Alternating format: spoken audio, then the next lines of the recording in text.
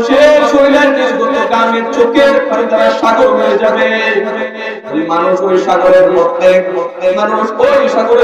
হাবুডুবু বুঝাইতে থাকবে।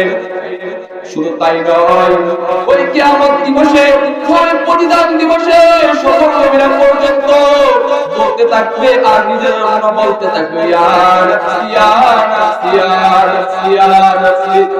শুধু আমার নবী, তোমার নবী, বিশ্ব জগতের রহমান, সাইয়্যিদুল মুরসালিন, খাতামুন নবিয়্যিন হযরত মুহাম্মদ মুস্তাফা সাল্লাল্লাহু আলাইহি ওয়াসাল্লাম ময়দানের এক ময়দান থেকে অন্য ময়দান পর্যন্ত দৌড়াতে থাকবে, বলতে থাকবে, ইয়া উম্মতি ইয়া উম্মতি ইয়া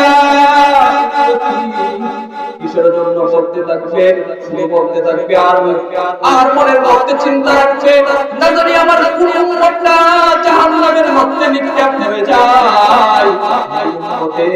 উম্মতের চিন্তায় ময়দানের এক ময়দান থেকে অন্য ময়দান পর্যন্ত দৌড়াতে থাকবে। দুনিয়ার জমিনে মা সন্তানের প্রতি কেমন ভালোবাসা, কেমন